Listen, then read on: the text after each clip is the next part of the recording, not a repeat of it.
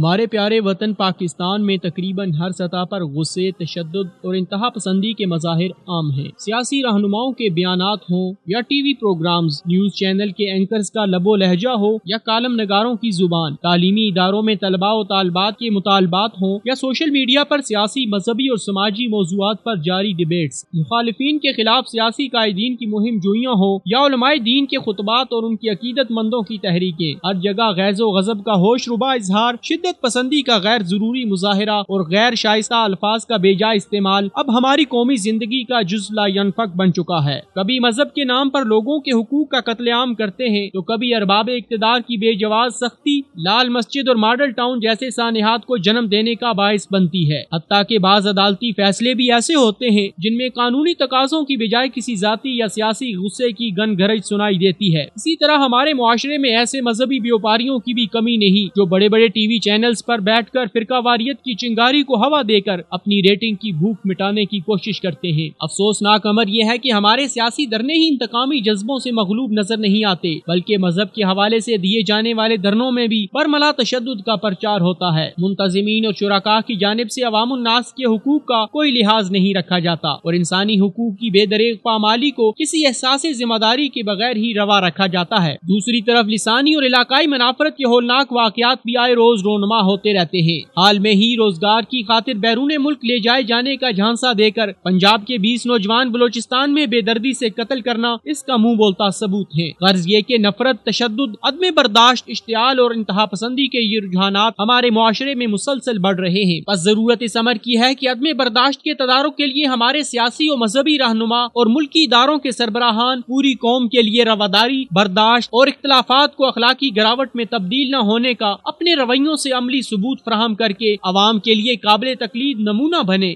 باہمی احترام اور تحمل کی اسلامی تعلیمات کو ہماری قیادت ہر سطح پر خود اپنا شعار بنائے، نیز عوام کے جائز مطالبات کے حل میں بے جا تاخیر سے مکمل اجتناب کیا جائے، ان کے مسائل اور مشکلات کی جلد از جلد ازالے کے لیے تمام ممکنہ تدابیر اختیار کی جائیں۔ مزید یہ کہ معاشرے میں دولت کے بڑھتے ہوئے غیر منصفانہ تفاوت کا خاتمہ بھی عمومی بے چینی کے ازالے کے لیے بے حد ضروری ہے، جبکہ اس کے لیے دولت کمانے کے تمام ناجائز ذرائع اور ہر قسم کی کرپشن پر مؤثر پابندی لازمی ہے، تاکہ ہمارے معاشرے سے عدم برداشت اور شدت پسندی کا جڑ سے خاتمہ ممکن ہو سکے اور ملک پاکستان ترقی کی راہوں پر گامزن ہو سکے۔